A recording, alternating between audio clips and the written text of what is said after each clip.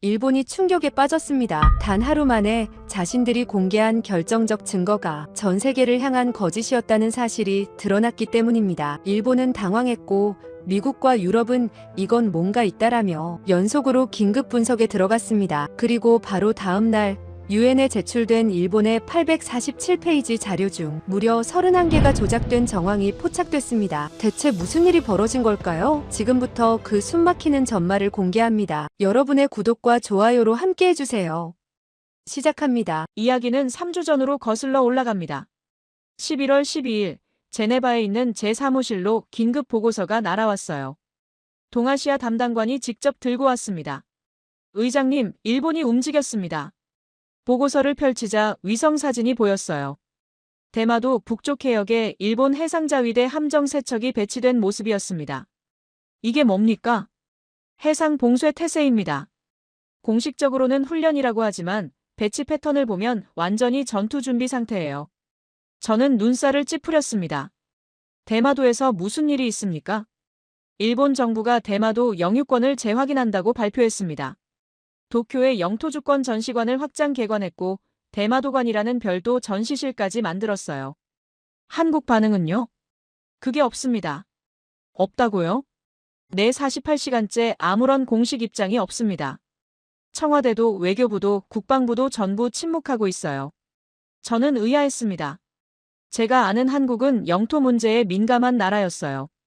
독도 문제만 나와도 즉각 반응하는 나라였는데 이번엔 왜 이렇게 조용한 건지 이해가 안 됐습니다. 내부 혼란입니까? 아니면 대응 전략을 못 세운 건가요? 담당관이 고개를 저었습니다. 모르겠습니다. 다만 한 가지 이상한 점이 있어요. 뭡니까? 한국 국립중앙도서관 서버 접속 기록을 보니까 지난 48시간 동안 일본 관련 고문서 열람이 평소의 35배 증가했습니다. 저는 잠시 생각에 잠겼습니다. 이건 무대응이 아니라 뭔가를 준비하고 있다는 뜻 아닌가요? 계속 모니터링하세요. 양측 동향 모두요. 11월 15일 상황이 더 복잡해졌습니다. 일본이 유엔에 공식 서한을 보낸 겁니다. 대마도 영유권에 대한 국제법적 확인을 요청한다는 내용이었어요. 저는 서한을 읽으면서 눈썹을 치켜 올렸습니다. 보통 영토 분쟁 당사국은 유엔 개입을 꺼립니다. 국제심의에 들어가면 결과를 예측하기 어렵거든요. 그런데 일본이 먼저 유엔의 판단을 요청하다니. 자신 있다는 뜻이군요. 담당관이 고개를 끄덕였습니다. 일본 외무성이 2년 전부터 자료를 준비해왔다고 합니다. 고지도, 고문서, 역사학자 자문, 법률 검토까지 완벽하게 갖췄다고 자부하는 모양이에요. 저는 서한을 책상에 내려놓았습니다. 한국에도 통보했습니까? 네, 한국 외교부에 공식 통보됐고 한국도 심의에 참여 의사를 밝혔습니다. 그럼 심의 일정을 잡아야겠군요. 11월 18일, 저는 유엔 국제법위원회 긴급회의를 소집했습니다. 안건은 대마도 영유권 분쟁 특별심의 개시 여부였어요. 15개국 위원이 참석했고 만장일치로 심의 개시가 결정됐습니다. 회의가 끝난 후 저는 양측의 자료 제출을 요청했습니다. 일본은 3일 만에 방대한 자료를 보내왔어요. 총 847페이지 분량이었습니다. 고지도 복제본 31점, 고문서 사본 58건, 역사학자 의견서 14건, 법률 검토 보고서 23건. 대단한 준비였습니다. 최소 2년은 공들인 티가 났어요. 그런데 한국은 일주일이 지나도 아무것도 보내오지 않았습니다. 담당관이 걱정스러운 표정으로 물었습니다. 한국이 심의를 포기한 걸까요? 저도 의아했어요. 참여 의사를 밝혀놓고 자료를 안 보내다니. 독촉 서한을 보내세요. 이틀 후 한국에서 답신이 왔습니다. 자료는 심의 당일 직접 가져가겠습니다. 이게 뭔 뜻인가요? 저는 처음에 한국이 준비가 안 됐다고 생각했습니다. 급하게 뭔가를 만들고 있어서 미리 보낼 수 없는 거라고요. 하지만 나중에 알게 됐죠. 그건 완전히 다른 이유였다는 걸. 한국은 일본이 어떤 자료를 제출하는지 먼저 확인하고 싶었던 겁니다. 상대의 패를 본 다음에 자기 패를 꺼내려는 전략이었어요. 심의 하루 전날이었습니다. 저는 일본이 제출한 847페이지 자료를 검토하고 있었어요. 솔직히 인상적이었습니다. 체계적이고 방대하고 논리적이었죠. 그런데 한 가지 이상한 점을 발견했습니다. 고지도 복제본 중 하나를 자세히 보는데 뭔가 어색했어요. 1785년 제작된 일본 고지도였는데 대마도 위쪽 부분이 묘하게 흐릿했습니다. 다른 부분은 선명한데 유독 그 부분만요. 담당관, 이 지도 원본 확인할 수 있습니까? 일본 교토대학 도서관에 소장돼 있다고 합니다. 디지털 아카이브에서 열람 가능해요. 저는 직접 원본 스캔 파일을 찾아봤습니다. 원본에는 대마도 위쪽에 작은 글씨가 선명하게 적혀 있었습니다. 조선국 경계. 일본이 제출한 복제본에서는 이 글씨가 지워져 있었던 겁니다. 저는 가슴이 철렁 내려앉았습니다. 설마 조작인가요? 847페이지 자료 전체가. 저는 밤새 다른 자료들도 확인했습니다. 고문서, 역사학자 의견서, 법률 검토 보고서. 하나하나 원본과 비교했어요. 결과는 충격적이었습니다. 31점의 고지도 중 23점에서 문구 삭제나 수정 흔적이 발견됐어요. 58건의 고문서 중 41건이 원본과 내용이 달랐습니다. 일본은 2년간 자료를 준비한 게 아니었어요. 2년간 자료를 조작한 거였습니다. 그리고 한국은 아마 이걸 알고 있었을 겁니다. 그들이 자료를 미리 안 보낸 이유가 이제 이해됐어요. 일본의 조작을 확인한 다음 정확히 그 부분을 찌르려고 기다린 거였죠. 내일 심의에서 무슨 일이 벌어질지 저는 어렴풋이 예감할 수 있었습니다. 오전 9시 심의가 시작됐습니다. 저는 의장석에 앉아 양측 대표단을 바라봤어요. 일본 측은 7명이 서류 더미와 함께 자리했고 한국 측은 5명이 거의 빈손으로 앉아 있었습니다. 그럼 일본 대표의 발언부터 시작하겠습니다. 일본 수석 대표가 발언대로 걸어갔습니다. 60대 초반의 노련한 외교관이었어요. 준비된 발표 자료를 화면에 띄우고 자신감 넘치는 목소리로 말했습니다. 의장님, 위원 여러분. 대마도는 역사적으로나 국제법적으로나 명백한 일본 고유의 영토입니다. 첫째, 지리적 근거입니다. 대마도는 일본 규슈에서 약 132km, 한국 부산에서 약 50km 떨어져 있습니다. 거리상으로는 한국이 가깝지만 해류와 항로를 고려하면 역사적으로 일본 본토와 더 긴밀했습니다. 둘째, 역사적 근거입니다. 대마도는 7세기부터 일본 중앙정부의 관할 아래 있었습니다. 1785년 고지도를 보시면 대마도가 일본 영토로 명확히 표기돼 있습니다. 어젯밤 제가 확인한 바로 그 지도였어요. 조선국 경계 문구가 삭제된 버전. 발표는 계속됐습니다. 셋째, 조약적 근거입니다. 1876년 강화도 조약에서 조선은 대마도를 일본 영토로 인정했습니다. 이후 어떤 국제조약에서도 대마도의 지위가 변경된 적이 없습니다. 넷째, 행정적 근거입니다. 대마도는 현재 나가사키현 소속으로 일본 정부가 완전한 행정권을 행사하고 있습니다. 47분간 발표가 이어졌습니다. 화려하고 방대한 프레젠테이션이었어요. 발표가 끝나자 일본 대표는 만족스러운 표정으로 자리에 앉았습니다. 이제 한국 대표의 발언을 듣겠습니다. 한국 수석 대표가 천천히 일어났습니다. 50대 중반의 차분한 여성 외교관이었어요. 그녀는 얇은 폴더 하나만 들고 발언대로 걸어갔습니다. 회의장이 술렁였어요. 일본의 47분 발표에 저 얇은 폴더 하나로 맞서겠다니. 그녀가 입을 열었습니다. 의장님, 저는 긴 발표를 드리지 않겠습니다. 대신 일본 대표께 몇 가지 질문을 드리고 싶습니다. 그녀는 폴더에서 종이 한 장을 꺼냈어요. 방금 보여주신 1785년 고지도 말입니다. 이 지도의 원본은 교토대학 도서관에 소장돼 있죠? 일본 대표가 고개를 끄덕였습니다. 맞습니다. 그럼 이 부분을 봐주시겠습니까? 한국 대표가 화면에 새로운 이미지를 띄웠습니다. 같은 지도였지만 대마도 위쪽 부분이 확대돼 있었어요. 왼쪽이 원본이고 오른쪽이 일본 측이 제출한 복제본입니다. 차이가 보이시나요? 회의장이 조용해졌습니다. 원본에는 조선국 경계라는 글씨가 선명하게 보였어요. 하지만 일본 측 복제본에서는 그 부분이 흐릿하게 처리돼 있었습니다. 이 네 글자가 왜 사라졌습니까? 일본 대표의 얼굴이 굳어졌어요. 하나 더 있습니다. 그녀는 두 번째 자료를 화면에 띄웠어요. 이건 1877년 일본 내무성이 작성한 공문서입니다. 원본에는 이런 문장이 있습니다. 대마도는 조선과 일본 사이의 중간지대로서 그 소속이 불분명하다. 화면이 바뀌었어요.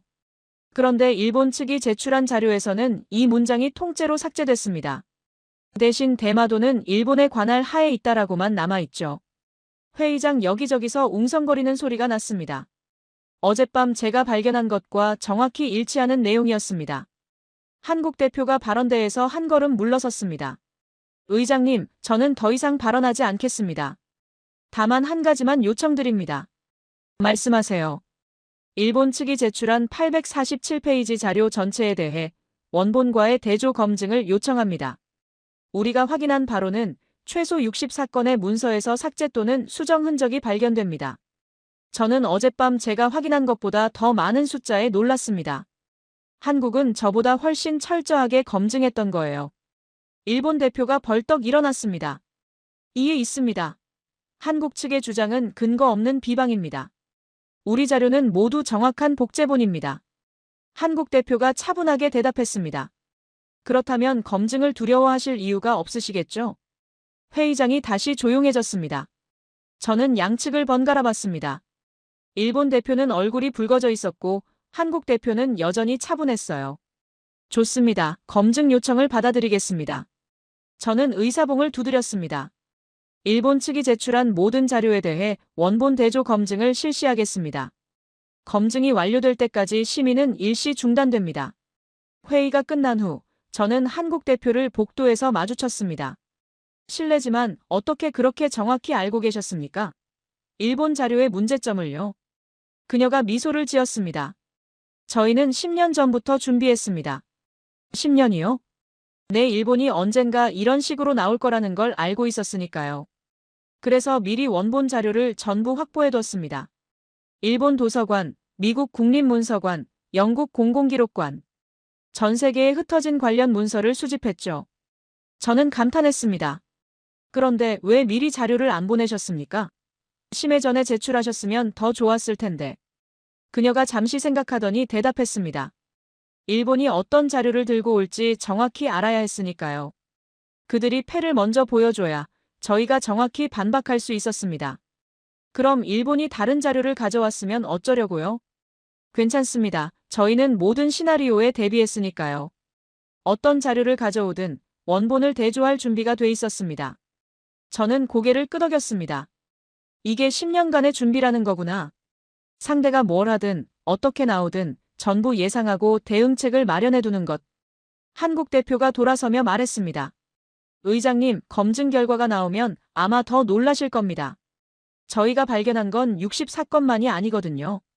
더 있다는 겁니까? 네, 하지만 나머지는 때가 되면 말씀드리겠습니다. 그녀는 미소를 남기고 사라졌습니다. 저는 복도에 서서 한참을 생각했습니다. 10년간 준비한 침묵. 상대의 패를 기다린 인내. 그리고 정확한 타이밍에 터뜨리는 한방. 이게 한국의 전략이었구나. 저는 처음으로 이 심의의 결과가 궁금해지기 시작했습니다. 검증이 끝나면 무슨 일이 벌어질까? 한국이 감춰둔 나머지 카드는 뭘까? 제네바의 하늘에는 눈이 내리기 시작했습니다. 하지만 그 고요함 속에서 거대한 폭풍이 준비되고 있다는 걸 저는 느낄 수 있었습니다. 검증 작업이 시작됐습니다. 유엔 국제법위원회 산하 문서검증팀이 꾸려졌어요. 독일, 프랑스, 브라질, 인도, 남아프리카 공화국에서 온 전문가 11명이었습니다. 역사학자, 문서감정사, 국제법 학자들로 구성됐죠. 한국과 일본은 객관성을 위해 철저히 배제됐습니다. 검증팀 책임자는 프랑스 소르본대 장 피에르 뒤발 교수였어요. 고문서 감정 분야에서 30년 경력을 가진 분이죠. 유럽 왕실 문서부터 중세 양피지까지 그의 손을 거치지 않은 역사 문서가 없을 정도였습니다. 그의 눈은 어떤 위조도 놓치지 않는다는 평판이 있었어요. 첫날 아침, 뒤발 교수가 검증실에 들어갔습니다. 테이블 위에는 일본이 제출한 847페이지 자료가 산더미처럼 쌓여 있었어요. 고지도 복제본, 고문서 사본, 역사학자 의견서, 법률 검토 보고서. 양으로만 보면 정말 대단한 준비였죠. 뒤발 교수가 첫 번째 지도를 펼쳤습니다. 1785년 제작된 일본 고지도였어요. 원본 파일 띄워주세요. 조수가 교토대학 디지털 아카이브에서 원본 스캔을 불러왔습니다. 두 이미지가 대형 모니터에 나란히 떴어요. 5분도 안 돼서 뒤발 교수가 손을 들었습니다. 의장님, 이건 명백한 조작입니다. 저는 급히 검증실로 갔어요. 어디가 문제입니까? 대마도 북쪽 끝부분을 보세요. 그가 확대경으로 화면을 가리켰습니다. 원본에는 조선국 경계라는 글자가 선명합니다. 네 글자가 또렷하게 보이죠. 그런데 일본 측 복제본에서는 이 부분만 흐릿하게 처리됐어요. 저도 화면을 자세히 들여다봤습니다. 차이가 눈에 확 들어왔어요. 다른 부분은 전부 선명한데 유독 그 네 글자 부분만 뿌옇게 번져 있었습니다. 마치 오래된 얼룩처럼 보이게 만들어놨더군요. 자연적 손상일 가능성은요? 전혀 없습니다. 가장자리 픽셀 패턴을 분석해봤어요. 디지털 편집 도구로 지운 흔적이 명확합니다. 자연적 손상이나 복제 과정의 오류와는 완전히 다른 패턴이에요. 저는 숨을 크게 들이쉬었습니다. 첫 번째 문서부터 조작이 확인된 겁니다. 그런데 이건 시작에 불과했어요. 검증은 계속됐습니다.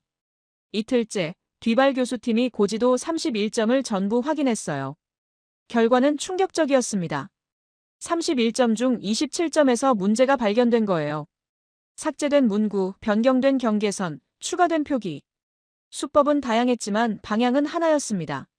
전부 대마도가 일본 영토라는 주장을 뒷받침하는 쪽으로 수정돼 있었죠. 의장님, 패턴이 보입니다. 뒤발 교수가 저를 불렀어요. 27점 모두 같은 방식이에요. 조선이나 한국과의 연관성을 보여주는 표기는 삭제하고 일본 관할임을 나타내는 표기는 강조하거나 추가했습니다. 누군가 명확한 지침을 갖고 체계적으로 작업한 겁니다. 사흘째, 고문서 검증이 시작됐습니다. 첫 번째 문서는 1877년 일본 내무성 공문서였어요. 한국 대표가 지적했던 바로 그 문서였죠. 원본과 비교하자 결과는 명확했습니다. 대마도는 조선과 일본 사이의 중간지대로서 그 소속이 불분명하다는 핵심 문장이 통째로 빠져 있었어요. 하지만 그게 끝이 아니었습니다. 인도에서 온 문서감정사 아르준 박사가 다른 부분을 발견했어요. 3페이지 하단을 보세요. 원본에는 대마도주가 조선 국왕에게 조공을 바쳤다는 기록이 있습니다. 300년간 지속된 조공 관계에 대한 상세한 서술이에요. 그런데 복제본에서는 이 단락 전체가 사라졌습니다. 조공 기록까지 삭제했다고요? 저는 점점 할 말을 잃어갔습니다. 나흘째, 검증팀은 가장 충격적인 발견을 했습니다. 뒤발 교수가 급하게 저를 불렀어요. 의장님, 이건 대마도 문제만이 아닙니다. 무슨 뜻입니까? 1905년 시마네현 고시 관련 문서를 보세요. 일본이 독도를 편입할 때 작성한 건데 그가 화면을 전환했어요. 일본 측 자료에는 독도가 무주지, 그러니까 주인 없는 땅이라서 편입한다고 돼 있습니다. 이게 일본이 100년 넘게 주장해온 논리예요. 아무도 살지 않는 빈 섬을 합법적으로 편입했다는 거죠. 그런데요? 원본을 찾아보니 이런 문장이 있었습니다. 화면에 원본 사진이 떴어요. 뒤발 교수가 한 줄을 가리켰습니다. 조선국 관할 도서에 대한 선점 가능성 검토. 저는 의자에서 몸을 일으켰어요. 일본 정부가 조선 영토인 걸 알면서 편입했다는 겁니까? 그렇게 해석될 수밖에 없습니다. 무주지가 아니라는 걸 인지하고 있었다는 증거예요. 이 한 줄이 일본의 무주지 선점론을 완전히 뒤집습니다. 저는 잠시 말을 잇지 못했어요. 이건 대마도를 넘어서는 문제였습니다. 일본이 100년 넘게 주장해온 독도 영유권의 기반 자체가 흔들리는 순간이었죠. 의장님, 저는 30년간 수천 건의 문서를 감정했습니다. 왕실 문서 위조, 유산 관련 조작, 범죄 증거 변조. 온갖 종류의 위조를 봤어요. 하지만 이렇게 체계적이고 조직적인 역사 문서 조작은 처음입니다. 7일간의 검증이 끝났습니다. 최종 보고서는 127페이지 분량이었어요. 저는 밤새 그 보고서를 읽었습니다. 결과는 참담했어요. 총 847페이지 중 412페이지에서 조작 흔적이 발견됐습니다. 비율로 치면 48.6%예요. 절반 가까운 자료가 원본과 달랐던 겁니다. 조작 유형은 크게 4가지였어요. 첫째, 문구 삭제 187건. 대마도나 독도가 조선 영토임을 암시하는 표현을 지웠습니다. 둘째, 문구 변경 94건. 중간지대, 소속 불분명 같은 표현을 일본 관할, 일본 영토로 바꿨어요. 셋째, 지도 수정 78건. 경계선을 이동시키거나 지명 표기를 변경했습니다. 넷째, 선택적 인용 53건. 원본의 일부만 발췌하면서 반대 의견이나 유보 조항은 삭제했어요. 검증팀 결론은 단호했습니다. 일본 측이 제출한 자료는 체계적이고 조직적인 조작의 결과물로 판단된다. 이는 단순한 실수나 해석 차이가 아니라 의도적인 역사 왜곡에 해당한다. 저는 보고서를 덮고 창밖을 바라봤습니다. 제네바의 밤하늘에 별이 빛나고 있었어요. 하지만 제 마음은 무거웠습니다. 일본은 2년간 자료를 준비한 게 아니었어요. 2년간 자료를 조작한 거였습니다. 그리고 그걸 유엔에 제출하면서 이길 수 있다고 확신했죠. 내일 이 결과를 발표하면 세계는 진실을 알게 될 겁니다. 그리고 일본은 변명할 말을 찾지 못하겠죠. 오전 10시 유엔 국제법위원회 본회의장. 63개국 대표단이 자리를 채웠습니다. 취재진도 평소의 3배가 몰렸어요. 검증 결과 발표가 있다는 소식이 퍼지면서 전 세계의 이목이 집중된 거죠. 저는 의장석에 앉아 마이크를 켰습니다. 지난 7일간 문서검증팀이 일본 측 제출 자료를 분석한 결과를 보고드리겠습니다. 회의장이 숨을 죽였어요. 총 847페이지 중 412페이지, 비율로 48.6%에서 원본과의 불일치가 확인됐습니다. 술렁임이 일었어요. 검증팀은 이를 단순한 오류가 아닌 의도적 조작으로 판단했습니다. 문구 삭제 187건, 문구 변경 94건, 지도 수정 78건, 선택적 인용 53건이 확인됐습니다. 일본 대표단 좌석에서 소란이 일었어요. 특히 심각한 것은 조작이 대마도 관련 문서에만 국한되지 않았다는 점입니다. 1905년 독도 편입 관련 문서에서도 동일한 패턴의 조작이 발견됐습니다. 일본 수석 대표가 벌떡 일어났습니다. 이에 있습니다. 검증 과정에 문제가 있어요. 우리 측 전문가가 참여하지 않았습니다. 저는 차분하게 대답했어요. 검증팀은 5개국 전문가로 구성됐고 한국과 일본 모두 배제됐습니다. 객관성을 위한 조치였죠. 양측 모두 동등하게 배제된 겁니다. 하지만 이의가 있으시면 서면으로 제출해 주시기 바랍니다. 그는 할 말을 잃고 자리에 앉았어요. 47분간 자신감 넘치게 발표하던 모습은 온데간데 없었습니다. 발표가 끝나자 각국 대표들이 연이어 발언을 요청했어요. 첫 번째는 중국 대표였습니다. 의장님, 이번 검증 결과는 매우 심각합니다. 일본의 역사 왜곡은 어제 오늘 일이 아니에요. 위안부 문제, 난징 학살, 강제징용.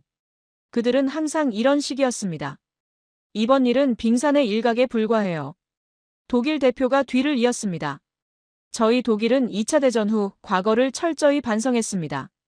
교과서에 모든 진실을 담았고 피해국의 진심으로 사죄했죠. 그게 80년 전 일입니다.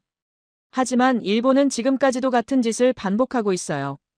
역사를 왜곡하는 나라가 어떻게 미래를 논할 수 있겠습니까? 프랑스 대표도 가세했어요. 조작된 증거를 국제기구에 제출한 건 심각한 문제입니다. 이건 단순한 실수로 넘길 수 없어요. 국제 질서에 대한 도전이고 신뢰의 근본을 훼손하는 행위입니다. 미국 대표의 발언이 결정타였습니다. 저희는 일본과 오랜 동맹입니다. 70년 넘게 함께 해왔죠. 하지만 동맹이라고 거짓을 옹호할 순 없어요. 진실은 진실이고 조작은 조작입니다. 조작된 증거로 영토를 주장하는 건 받아들일 수 없습니다. 동맹국 미국까지 등을 돌린 겁니다. 저는 한국 대표단을 봤어요. 그들은 여전히 조용했습니다. 승리의 미소도 없었고 비꼬는 표정도 없었어요. 일본을 비난하는 발언도 하지 않았죠. 그저 차분하게 앉아서 회의 진행을 지켜보고 있었습니다. 이게 품격이구나. 저는 그때 깨달았어요. 이긴 쪽이 굳이 떠들 필요가 없는 거구나. 회의가 끝난 후 국제 언론이 폭발했습니다. BBC가 15분짜리 특집 리포트를 내보냈어요. 일본의 역사 왜곡 전력을 총정리하는 내용이었습니다. 독도, 센카쿠, 위안부, 강제징용까지 전부 다뤘죠. 마지막에는 독일과 일본의 과거사 대응을 비교하면서 신랄하게 비판했어요. CNN은 한 발 더 나갔습니다. 현직 미국 의회 의원 인터뷰를 내보내면서 미일 동맹 재검토 필요성까지 언급했어요. 동맹은 신뢰를 기반으로 한다. 거짓말하는 동맹을 어떻게 믿을 수 있겠는가라는 발언이 특히 화제가 됐죠. 로이터, AP, AFP 등 주요 통신사가 일제히 속보를 타전했어요. 전 세계 신문 일면에 이 소식이 실렸습니다. 도쿄에서도 난리가 났어요. 일본 야당 대표가 긴급 기자회견을 열었습니다. 정부는 국민에게 진실을 밝혀야 합니다. 유엔에 조작된 자료를 제출한 게 사실이라면 이건 국가적 치욕이에요. 관계자 전원이 책임을 져야 합니다. 여당 내부에서도 균열이 시작됐어요. 일부 의원들이 외무성 장관 경질을 요구하는 성명을 발표했습니다. 내각 지지율은 하루 만에 12%포인트 급락했죠. 증시도 폭락했어요. 니케이 지수가 하루 만에 4.7% 떨어졌고 엔화 가치도 달러 대비 3.2% 하락했습니다. 외국인 투자자들이 일본 자산을 대거 매도하기 시작한 거예요. 저는 사무실에서 이 모든 상황을 지켜봤습니다. 불과 한 달 전만 해도 일본은 자신만만했어요. 유엔에 먼저 심의를 요청할 정도였죠. 이길 수 있다고, 증거가 완벽하다고 확신했던 겁니다. 하지만 지금은 어떻습니까? 국제사회에서 고립되고 국내에서 비판받고 동맹국에게 외면당하고 경제까지 흔들리고 있었습니다. 자신감 넘치던 그 모습은 온데간데 없이 사라졌죠. 그때 제 이메일로 긴급 메시지가 도착했어요. 발신자는 도쿄 주재 유엔 연락관이었습니다. 긴급 보고 일본 외무성 전직 고위 관료가 접촉을 시도하고 있습니다. 요시다 게니치 58세. 2019년부터 2023년까지 외무성 아시아국에서 근무했습니다. 대마도 관련 문서 조작에 직접 관여했다고 주장하며 증거 자료를 보유하고 있다고 합니다. 면담을 요청하고 있습니다. 직접 관여했다고요? 저는 메시지를 다시 읽었어요. 내부 고발자가 나타난 겁니다. 그것도 조작에 직접 참여했던 사람이. 저는 즉시 답장을 보냈습니다.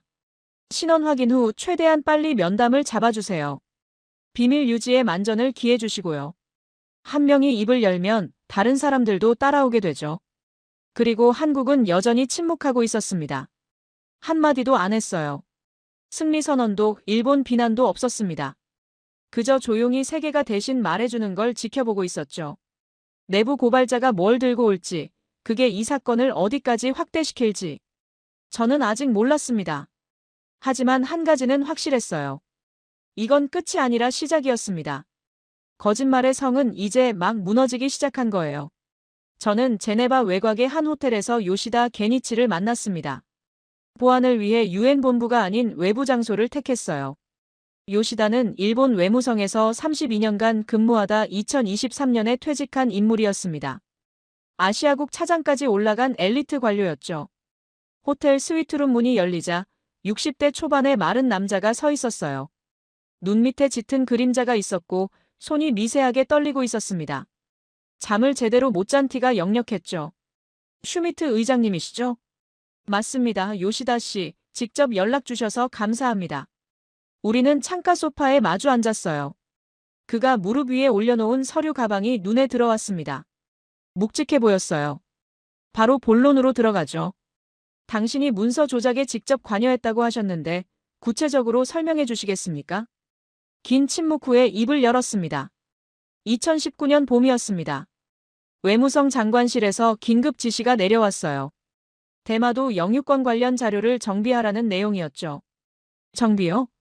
처음에는 저도 그게 무슨 뜻인지 몰랐습니다. 단순히 기존 자료를 정리하라는 건 줄 알았어요. 그런데 상급자가 구체적인 가이드라인을 줬습니다. 그가 서류 가방에서 문서 한 뭉치를 꺼냈어요. 이겁니다. 내부 지침서예요. 제목이 역사자료 정비 매뉴얼입니다. 저는 문서를 받아들었어요. 첫 페이지에 극비라는 도장이 찍혀 있었습니다. 3페이지를 보세요. 펼쳐보니 구체적인 지시사항이 나열돼 있었어요. 조선 또는 한국과의 연관성을 암시하는 표현은 삭제할 것. 소속 불분명, 중간지대 등의 표현은 일본 관할로 수정할 것. 수정이 불가능한 문서는 목록에서 제외할 것. 저는 눈을 크게 떴어요. 이게 공식 문서입니까? 내 외무성 장관 직인이 찍힌 공식 지시문입니다. 저도 처음엔 믿기 어려웠어요. 국가기관이 이런 지시를 내리다니. 거부하지 않으셨습니까? 요시다의 표정이 어두워졌어요. 거부한 사람이 있었습니다. 제 부하 직원이었어요. 그는 양심에 어긋난다며 거부했죠. 2주 후에 지방으로 발령났습니다.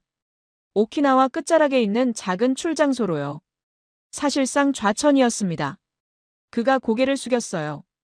저는 비겁했습니다. 가족도 있었고 은퇴까지 몇 년 남지 않았고 핑계야 많았죠. 결국 저는 지시를 따랐습니다. 구체적으로 어떤 작업을 하셨습니까? 고지도와 고문서 원본을 스캔한 뒤 문제가 되는 부분을 디지털로 수정했습니다. 전문 업체에 외주를 줬어요. 물론 그들은 왜 이런 작업을 하는지 몰랐죠. 그냥 문서 복원이라고만 알았습니다. 저는 메모를 하면서 들었어요. 작업량이 얼마나 됐습니까? 2019년부터 2023년까지 4년간 약 1200건의 문서를 수정했습니다. 제가 직접 관여한 건 그중 340건 정도예요. 1200건이요? 유엔에 제출된 847페이지보다 훨씬 많은 양이었어요. 나머지는 어디에 있습니까? 외무성 지하 문서고에 보관돼 있습니다. 그리고 일부는 영토주권 전시관에 전시됐고요. 이번 유엔 제출 자료는 그중 일부만 추린 겁니다. 요시다가 서류 가방에서 또 다른 문서를 꺼냈어요. 이건 제가 직접 작업한 문서들의 원본과 수정본 비교표입니다. 340건 전부 정리해뒀어요. 어떤 부분을 어떻게 수정했는지, 누구 지시로 했는지까지 기록돼 있습니다. 저는 그 문서 뭉치를 받아들었어요. 상당한 두께였습니다. 왜 이렇게까지 준비하셨습니까? 퇴직 후에도 증거를 모을 필요가 없었을 텐데요. 퇴직하고 나서야 제가 뭘 했는지 깨달았습니다. 32년간 국가를 위해 일한다고 생각했는데 실은 국가의 거짓말에 동조한 거였어요. 그가 다시 저를 봤어요. 손자가 있습니다. 이제 5살이에요. 그 아이가 자라서 역사를 배울 때 저는 어떤 얼굴로 그 아이를 볼 수 있을까요? 할아버지가 역사를 조작했다는 걸 알면? 잠시 침묵이 흘렀어요. 그래서 결심했습니다. 최소한 진실은 남겨야겠다고. 제가 한 일에 대한 책임을 져야겠다고요. 저는 고개를 끄덕였습니다. 용기 있는 결정입니다. 용기가 아닙니다. 의장님, 너무 늦은 참회예요. 면담은 3시간 동안 이어졌습니다. 요시다는 외무성 내부의 조직 체계, 지시 개통, 예산 집행, 외주 업체 정보까지 상세하게 설명했어요. 그가 제공한 문서만 470페이지에 달했습니다. 면담이 끝날 때쯤 저는 한 가지 질문을 했어요. 독도 관련 문서도 조작됐습니까? 요시다가 씁쓸하게 웃었어요. 독도는 대마도보다 더 오래됐습니다. 제가 외무성에 들어간 1991년에 이미 정비된 자료들이 쓰이고 있었어요. 1905년 편입 관련 문서, 무주지 선점 논리를 뒷받침하는 자료들. 전부 손이 간 겁니다. 증거가 있습니까? 직접적인 증거는 제가 갖고 있지 않아요. 하지만 어디를 찾아봐야 하는지는 압니다. 제가 아는 정보를 전부 드리겠습니다. 저는 자리에서 일어나며 말했어요. 요시다 씨, 당신의 증언은 역사적으로 매우 중요합니다. 진실을 밝혀주셔서 감사합니다. 저를 고마워하지 마세요, 의장님. 저는 범죄자입니다. 다만 더 늦기 전에 털어놓고 싶었을 뿐이에요. 호텔을 나서면서 저는 생각했습니다. 거짓말의 성이 무너지고 있구나. 밖에서 공격받는 것보다 안에서 배신당하는 게 더 치명적이지. 요시다 같은 사람이 한 명 나타나면 곧 2번째, 3번째가 따라온다. 그리고 저는 확신했어요. 이 이야기는 아직 끝나지 않았다는 걸. 요시다의 증언이 공개됐습니다. 유엔 국제법위원회 긴급 브리핑을 통해서였어요. 저는 63개국 대표단 앞에서 요시다가 제공한 문서들을 설명했습니다. 일본 외무성은 2019년부터 최소 1200건의 역사 문서를 조직적으로 조작했습니다. 이 작업에는 연간 23억엔의 예산이 투입됐고 전담부서가 운영됐습니다. 회의장이 웅성거렸어요. 더 심각한 것은 이러한 조작이 대마도에만 국한되지 않는다는 점입니다. 독도 관련 문서에서도 동일한 패턴이 오랫동안 지속돼 왔다는 증언이 있습니다. 일본 대표가 소리쳤어요. 요시다는 배신자입니다. 그의 증언은 신빙성이 없어요. 저는 차분하게 대답했어요. 요시다 씨가 제공한 470페이지 문서는 검증팀이 확인했습니다. 외무성 장관 직인, 내부 결제 문서, 예산 집행 내역까지 전부 진본입니다. 신빙성 문제가 있다면 구체적으로 지적해 주시기 바랍니다. 일본 대표는 입을 다물었어요. 그날 오후, 도쿄에서 2번째 폭탄이 터졌습니다. NHK 출신 전직 프로듀서가 기자회견을 연 겁니다. 사토 유키코 53세. 25년간 다큐멘터리를 제작하다 2022년에 퇴사한 여성이었어요. 저는 2019년 대마도의 진실이라는 특집 프로그램을 제작했습니다. 카메라 앞에서 그녀의 목소리는 떨리고 있었어요. 방송 2주 전 외무성 관계자가 방송국을 찾아왔습니다. 그리고 구체적인 수정 요구를 했어요. 어떤 자료를 써야 하고 어떤 표현을 써야 하는지까지 지시했습니다. 그녀가 서류를 들어올렸어요. 이건 당시 외무성이 보낸 수정 요청서입니다. 조선과의 관련성 최소화, 일본 영토임을 강조, 애매한 역사적 사실 생략하라고 적혀 있어요. 기자들이 술렁였습니다. 저는 처음에 거부하려 했습니다. 하지만 방송국 경영진이 압력을 넣었어요. 외무성 요구를 따르지 않으면 프로그램을 폐지하겠다고 했죠. 결국 저는 굴복했습니다. 그녀의 눈에 눈물이 맺혔어요. 그때 만든 프로그램이 영토주권 전시관에 전시됐고 이번 UN 제출 자료에도 포함됐습니다. 제가 만든 거짓이 국제무대까지 간 겁니다. 더 이상 침묵할 수 없었습니다. 두 번째 내부 고발자였어요. 그것도 정부가 아닌 언론에서 나온 거죠. 같은 날 저녁 세 번째 폭로가 이어졌습니다. 오키나와 출신 역사학자 다나카 히로시가 성명을 발표한 겁니다. 79세의 노학자였어요. 저는 50년간 류큐 역사를 연구해왔습니다. 그리고 일본 정부가 오키나와의 역사를 어떻게 왜곡해왔는지 직접 목격했습니다. 그의 목소리는 분노로 떨리고 있었어요. 대마도에서 지금 벌어지는 일은 과거 오키나와에서 벌어진 일과 똑같습니다. 역사를 지우고 정체성을 부정하고 자기들 입맛대로 바꾸는 거죠. 그가 카메라를 똑바로 봤어요. 독도도 마찬가지입니다. 일본이 주장하는 1905년 무주지 편입은 거짓말이에요. 그들은 조선 영토인 걸 알면서 편입한 겁니다. 저는 그 증거를 갖고 있습니다. 3명의 일본인이 연이어 자국 정부를 고발한 겁니다. 국제 언론은 광란의 보도를 쏟아냈어요. 일본 역사 왜곡, 내부 폭로 연쇄, 외무성 조작 스캔들, 독도까지 확대, 일본 정부 신뢰 완전 붕괴. BBC는 요시다다, 사토, 다나카 세 사람을 화상으로 연결해서 합동 인터뷰를 내보냈어요. 1시간짜리 특집이었습니다. CNN은 한 발 더 나갔어요.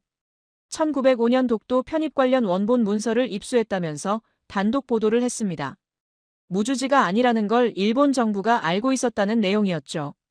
한국 정부가 처음으로 공식 입장을 냈습니다. 그동안 한마디도 안 하던 한국이 드디어 움직인 거예요. 하지만 발표 내용은 의외였습니다. 대한민국 정부는 UN 국제법위원회의 검증 결과와 내부 고발자들의 증언에 주목하고 있습니다. 우리는 추가적인 논평을 자제하며 국제사회의 객관적 판단을 존중합니다. 그게 전부였어요. 일본을 비난하지 않았습니다. 승리를 선언하지도 않았어요. 사과를 요구하지도 않았죠. 그저 국제사회의 판단을 존중한다고만 했습니다. 국제 언론은 오히려 이 대응에 감탄했어요. 뉴욕타임스가 사설을 실었습니다. 한국의 침묵은 그 어떤 연설보다 강력하다. 그들은 스스로 떠들 필요가 없다. 진실이, 증거가, 그리고 세계가 대신 말해주기 때문이다. 워싱턴 포스트도 비슷한 논조였어요. 한국은 품격의 정치가 무엇인지 보여주고 있다. 상대가 무너질 때 조롱하지 않고 이겼을 때 자랑하지 않는다. 이것이 진정한 강자의 모습이다. 저는 이 기사들을 읽으면서 고개를 끄덕였습니다. 한국은 처음부터 끝까지 일관됐어요. 떠들지 않았고 과시하지 않았고 감정적으로 대응하지 않았습니다. 그저 증거를 준비하고 때를 기다리고 진실이 드러나게 했죠. 그리고 지금 세계가 그들 편에서 말하고 있었습니다. 저는 사무실에서 보고서를 정리하고 있었어요. 내일 있을 UN 국제법위원회 최종 회의 준비였습니다. 검증 결과, 내부 고발자 증언, 각국 입장을 종합해서 권고안을 만들어야 했죠. 그때 문이 노크됐어요. 들어오세요. 문이 열리고 한국 수석 대표가 들어왔습니다. 처음 만났을 때 얇은 폴더 하나 들고 왔던 그 여성 외교관이었어요. 의장님, 잠시 시간 되시겠습니까? 물론이죠. 앉으세요. 그녀가 맞은편 의자에 앉았어요. 내일 회의에서 최종 권고안이 발표되겠죠? 그렇습니다. 저희는 어떤 결과가 나오든 수용할 준비가 돼 있습니다. 다만 한 가지 부탁드리고 싶은 게 있어요. 말씀하세요. 일본을 너무 몰아붙이지 않았으면 합니다. 저는 의아했어요. 무슨 뜻입니까? 지금 일본이 한 일을 보셨잖아요. 알고 있습니다. 하지만 우리의 목적은 일본을 굴복시키는 게 아니에요. 진실을 밝히는 겁니다. 일본이 스스로 반성하고 변화할 기회를 줘야 합니다. 관대하시군요. 관대한 게 아닙니다. 현명한 거죠. 의장님, 한국과 일본은 이웃입니다. 싫어도 계속 옆에서 살아야 해요. 이번 일로 일본을 완전히 굴복시키면 그들은 수십 년간 한국을 원망할 겁니다. 그게 우리에게 좋을까요? 그럼 어떤 결과를 원하십니까? 진실이 기록되면 됩니다. 일본이 역사를 조작했다는 사실이 국제사회에 공식적으로 남으면 돼요. 나머지는 시간이 해결할 겁니다. 그녀가 일어나며 말했어요. 한국은 복수를 원하지 않습니다. 정의를 원할 뿐이에요. 그리고 정의는 상대를 짓밟는 게 아니라 진실을 밝히는 겁니다. 문이 닫히고 저는 한참 동안 그 자리에 앉아 있었습니다. 이게 한국이구나. 10년을 준비하고 침묵으로 싸우고 이기고도 관대함을 보여주는 나라. 저는 내일 발표할 권고안을 다시 펼쳤어요. 그리고 몇 가지 문구를 수정하기 시작했습니다. 오전 10시 유엔 국제법위원회 최종 회의가 열렸습니다. 한 달간의 심의를 마무리하는 자리였어요. 63개국 대표단이 전원 참석했고 취재진은 역대 최대 규모로 몰렸습니다. 회의장 밖 복도까지 카메라가 줄지어 있었고 전 세계 주요 방송사가 생중계를 준비하고 있었죠. 저는 의장석에서 회의장을 둘러봤어요. 일본 대표단은 구석자리에 앉아 있었습니다. 한 달 전 당당하게 47분을 발표하던 수석 대표는 고개를 숙이고 있었어요. 7명이던 대표단이 4명으로 줄어 있었습니다. 나머지 3명은 본국으로 소환됐다고 들었죠. 외무성 차관은 이미 사임했고 담당 국장은 직위해제 상태였습니다. 한국 대표단은 여전히 5명이었어요. 처음 왔을 때와 똑같은 인원, 똑같은 자리. 그들의 표정도 한 달 전과 다르지 않았습니다. 긴장하지도 않았고 들뜨지도 않았어요. 저는 마이크를 켰습니다. 지금부터 대마도 영유권 분쟁 특별심의 최종 회의를 시작하겠습니다. 회의장이 완전히 고요해졌어요. 지난 한 달간 본위원회는 양측이 제출한 자료를 검토하고 5개국 전문가로 구성된 검증팀의 분석을 받았으며 3명의 내부 고발자 증언을 청취했습니다. 오늘은 그 결과를 바탕으로 최종 권고안을 발표하겠습니다. 저는 준비한 문서를 펼쳤어요. 첫째, 자료 검증 결과입니다. 회의장의 시선이 일제히 제게로 향했습니다. 일본 측이 제출한 847페이지 자료 중 412페이지 비율로 48.6%에서 원본과의 불일치가 확인됐습니다. 검증팀은 이를 단순한 오류가 아닌 의도적 조작으로 판단했습니다.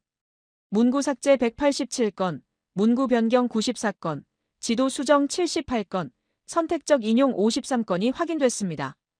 일본 대표단 좌석에서 신음소리가 새어나왔어요. 반면 한국 측이 제출한 127건의 자료는 전원 일치로 진본 판정을 받았습니다. 모두 원본 문서였으며 어떤 수정이나 변조 흔적도 발견되지 않았습니다. 저는 다음 페이지로 넘겼습니다. 둘째, 내부 고발자 증언입니다. 일본 외무성 전직 차장 요시다 게니치, 방송 프로듀서 사토 유키코 역사학자, 다나카 히로시 등 3명의 일본 국적자가 자국 정부의 조직적 역사 왜곡을 증언했습니다. 요시다 씨는 2019년부터 4년간 약 1200건의 문서가 조작됐다고 진술했으며 그가 제공한 470페이지 증거 자료는 모두 진본으로 확인됐습니다. 회의장 여기저기서 웅성거리는 소리가 났어요. 사토 씨는 외무성이 방송 내용에 직접 개입했다는 증거를 제시했고 다나카 씨는 독도 편입 당시 일본 정부가 조선 영토임을 인지하고 있었다는 문서를 공개했습니다. 저는 잠시 말을 멈추고 물을 한 모금 마셨어요. 셋째, 역사적 사실 판단입니다. 검증된 자료를 종합한 결과 대마도는 역사적으로 조선과 긴밀한 관계를 유지해왔음이 확인됩니다. 저는 구체적인 근거를 나열했습니다. 1443년 조선 세종 시절 외교 문서에는 대마도주가 스스로를 조선의 번신이라 칭한 기록이 있습니다. 1609년 도쿠가와 막부 내부 문서에는 대마도가 조선과 일본 사이의 중간 지대라는 표현이 명시돼 있습니다. 1785년 일본에서 제작된 지도에도 조선국 경계라는 표기가 확인됩니다. 1877년 일본 내무성 공문서에는 대마도의 소속이 불분명하다는 내용이 있으며 대마도주가 조선 국왕에게 조공을 바친 기록은 300년간 지속됐습니다. 저는 문서에서 눈을 떼고 회의장을 바라봤어요. 따라서 일본이 주장하는 대마도는 역사적으로 명백한 일본 고유 영토라는 주장은 역사적 근거가 충분하지 않다고 판단됩니다. 일본 대표가 고개를 더 깊이 숙였어요. 저는 다음 페이지로 넘겼습니다. 넷째, 독도 관련 사항입니다. 회의장이 다시 긴장했어요. 대마도를 넘어 독도까지 언급되자 분위기가 달라졌습니다. 이번 심의 과정에서 1905년 독도 편입 관련 문서의 조작 정황도 확인됐습니다. 일본은 독도가 무주지, 즉 주인 없는 땅이라서 편입했다고 주장해왔습니다.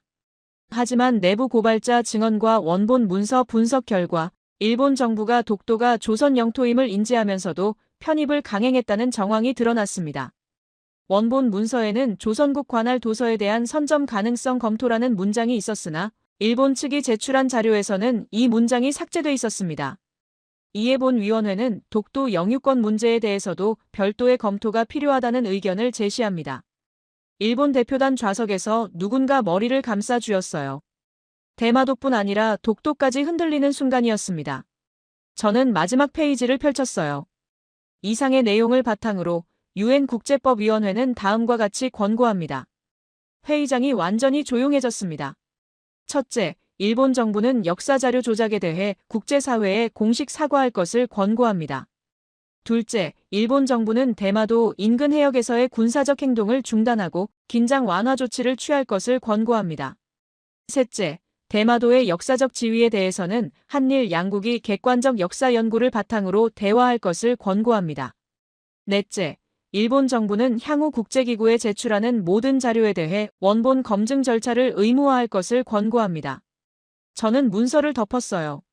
본 권고안에 대한 표결을 진행하겠습니다. 찬성하시는 국가는 손을 들어주십시오. 손이 올라가기 시작했어요. 중국이 먼저 손을 들었습니다. 프랑스, 독일, 영국이 뒤따랐어요. 브라질, 인도, 남아프리카 공화국, 호주, 캐나다. 하나둘 손이 올라갔습니다. 저는 숫자를 세기 시작했어요. 10개국, 20개국, 30개국. 미국 대표도 손을 들었습니다. 일본의 오랜 동맹국마저 찬성한 거예요. 최종 집계 결과 63개국 중 58개국이 찬성했습니다. 반대는 일본 1개국, 기권은 4개국이었어요. 기권한 나라들도 반대는 아니었습니다. 그저 중립을 지키려 했을 뿐이죠. 권고안이 압도적 다수로 채택됐습니다. 저는 의사봉을 두드렸어요. 그 순간 회의장 여기저기서 박수가 터져나왔습니다. 처음에는 작게, 그러다 점점 커지면서 회의장 전체를 채웠죠. 몇몇 대표단은 자리에서 일어나 기립박수를 보냈어요. 저는 한국 대표단을 봤어요. 그들은 박수를 치지 않았습니다. 환호하지도 않았어요. 그저 자리에 앉아서 조용히 고개를 숙이고 있었습니다. 회의가 끝난 후 각국 대표들이 한국 대표단에게 다가가 악수를 청했어요. 독일 대표가 말했습니다. 훌륭했습니다. 한 달간 지켜봤는데 당신들은 단 한 번도 감정적으로 대응하지 않았어요. 프랑스 대표도 악수를 청했어요. 우리 프랑스는 외교의 나라라고 자부해왔습니다. 하지만 오늘 한국에게 배웠어요. 때로는 침묵이 가장 강력한 외교라는 걸요. 브라질 대표는 이렇게 말했습니다. 남미에서 보기에 이건 단순한 영토 분쟁의 승리가 아닙니다. 진실이 거짓을 이긴 거예요. 역사적인 순간이었습니다. 미국 대표가 마지막으로 다가왔어요. 한국은 오늘 국제 외교의 새로운 모델을 제시했습니다. 워싱턴도 배워야 할 것 같아요. 한국 수석 대표는 모든 악수에 조용히 응하면서 같은 말을 반복했어요. 감사합니다. 하지만 이건 승리가 아닙니다. 진실이 밝혀진 것뿐이에요. 저는 그 장면을 지켜보다가 한국 수석 대표에게 다가갔습니다. 축하드립니다. 그녀가 고개를 저었어요. 축하받을 일이 아닙니다, 의장님. 우리는 그저 준비했던 걸 보여줬을 뿐이에요. 한 달 전에 물었던 질문이 있죠. 왜 자료를 미리 안 보내셨냐고요? 이제 답을 알 것 같습니다. 그녀가 미소를 지었어요. 어떤 답이죠? 먼저 떠드는 쪽이 지는 거였군요. 정확합니다, 의장님. 우리가 먼저 증거를 쏟아냈으면 일본은 대응할 시간이 있었을 거예요. 하지만 그들이 먼저 거짓말을 펼치게 두고 세계가 그걸 확인하게 한 다음 우리가 진실을 제시하면 반박의 여지가 없어지는 거죠. 10년 넘게 이 순간을 기다리신 겁니까? 기다린 게 아닙니다. 준비한 거예요. 기다림과 준비는 다릅니다. 기다림은 수동적이지만 준비는 능동적이거든요. 저는 고개를 끄덕였습니다. 대단한 전략이었습니다. 전략이 아니에요, 의장님. 그냥 진실을 믿은 거예요. 진실은 결국 드러난다고요. 우리는 그 시간을 앞당긴 것뿐입니다. 유엔 권고안 발표 다음 날이었습니다. 도쿄에서는 긴급 강요회의가 열렸어요. 그리고 오후 3시 일본 총리가 대국민 담화를 발표했습니다. 저는 제네바 사무실에서 생중계를 지켜봤어요. 일본 총리의 얼굴은 창백했습니다. 원고를 읽는 손이 미세하게 떨리고 있었어요. 카메라 플래시가 연신 터졌지만 고개를 들지 못했습니다. 국민 여러분, 저는 오늘 무거운 마음으로 이 자리에 섰습니다. 유엔 국제법위원회의 권고안을 엄숙히 받아들입니다. 우리 정부가 제출한 자료에 문제가 있었다는 지적에 대해 깊이 반성합니다. 역사는 진실 위에 서야 합니다. 그 원칙을 지키지 못한 점에 대해 국제사회와 관계국에 사과드립니다. 담화가 끝나자 기자들이 질문을 쏟아냈어요. 하지만 총리는 추가 발언 없이 퇴장했습니다. 그날 저녁 일본 외무성 장관과 차관이 동시에 사임했어요. 내각 지지율은 17%까지 추락했고 여당 내부에서는 조기 총선을 요구하는 목소리가 터져나왔습니다. 한국 정부가 공식 입장을 발표했습니다. 청와대 대변인이 브리핑에 나왔어요. 전 세계 언론이 한국의 반응을 기다리고 있었습니다. 승리 선언이 나올 거라고, 사과를 요구할 거라고, 배상을 청구할 거라고 예상했죠. 대한민국 정부는 유엔 국제법위원회의 권고안을 환영합니다. 그리고 일본 정부의 반성에 주목합니다. 여기까지는 예상된 내용이었어요. 하지만 다음 문장이 세계를 놀라게 했습니다. 대마도의 역사적 지위에 대한 검증은 역사에 맡기겠습니다. 우리는 과거의 매이기보다 미래를 향해 나아가고자 합니다. 한일 양국이 진실을 바탕으로 새로운 관계를 구축하길 바랍니다. 그게 전부였어요. 영토 반환을 요구하지 않았습니다. 배상을 청구하지도 않았어요. 추가적인 사과를 요구하지도 않았습니다. 일본을 비난하는 단어는 단 하나도 없었죠. 국제 언론은 이 대응에 경탄했어요. 워싱턴 포스트가 일면 사설을 실었습니다. 한국은 이길 수 있는 싸움에서 완승하고도 상대를 짓밟지 않았다. 역사에 맡기겠다는 한 문장에 수천 년 문명의 품격이 담겨 있다. 뉴욕타임스도 특집 기사를 냈어요. 한국은 침묵으로 시작해서 침묵으로 끝냈다. 떠들지 않고 이겼고 이기고도 자랑하지 않았다. 21세기 외교의 새로운 교과서가 될 것이다. BBC는 침묵의 승리라는 제목의 다큐멘터리 제작을 발표했고 CNN은 한국 외교의 비밀이라는 특집 프로그램을 편성했습니다. 저는 한국을 방문했습니다. 유엔 차원의 공식 일정은 아니었어요. 개인적인 호기심이었습니다. 한 달간 지켜본 그 나라를 직접 느껴보고 싶었어요. 서울에 도착해서 저는 국립중앙도서관을 찾았습니다. 한국이 수십 년간 자료를 수집하고 보존했다는 그곳이요. 도서관 관계자가 고문서 보관실로 안내했어요. 이쪽이 동아시아 역사 자료실입니다. 항온항습 시설로 24시간 관리하고 있어요. 온도 18도, 습도 45%를 365일 유지합니다. 방대한 서가가 펼쳐져 있었어요. 수천 권의 고문서가 연도별, 주제별로 체계적으로 정리돼 있었습니다. 대마도 관련 자료는 언제부터 수집하셨습니까? 본격적으로 시작한 건 2009년입니다. 하지만 기초 자료는 1970년대부터 모아왔어요. 50년이 넘었군요. 내 독도 자료는 그보다 더 오래됐고요. 일본 국회도서관, 미국 국립문서관, 영국 공공기록관, 프랑스 외교문서고. 전 세계에 흩어진 문서를 하나하나 찾아서 수집했습니다. 저는 서가 사이를 걸으며 자료들을 살펴봤어요. 400년 전에 작성된 문서들이 마치 어제 만든 것처럼 보존돼 있었습니다. 한 가지 여쭤봐도 될까요? 네, 말씀하세요. 왜 미리 공개하지 않으셨습니까? 이 자료들이 있다는 걸 세계에 알렸으면. 일본이 도발하지 않았을 수도 있잖아요. 의장님, 우리가 먼저 자료를 공개하면 어떻게 될까요? 일본은 그게 조작이라고 주장하겠죠.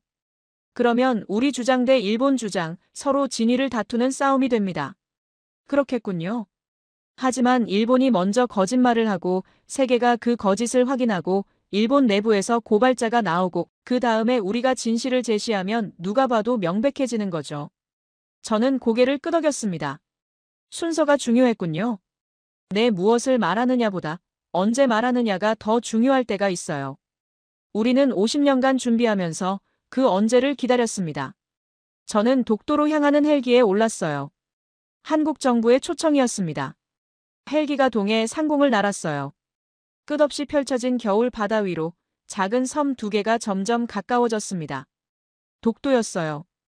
헬기가 착륙하고 저는 섬에 발을 디뎠습니다. 동해 바람은 살을 애는 듯 했습니다. 하지만 경비대원들은 그 바람 속에서 묵묵히 경계를 서고 있었어요. 365일 여기 계십니까? 내 태풍이 와도 폭설이 내려도 우리는 여기 있습니다. 경비대장이 저를 섬 정상으로 안내했어요. 오르막길을 걷는 동안 그가 말했습니다.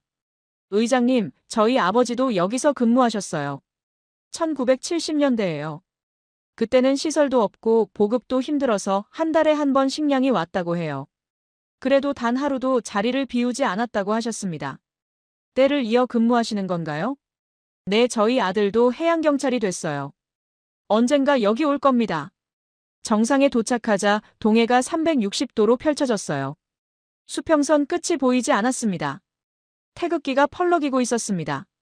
거센 바람에도 꿋꿋이 휘날리고 있었어요.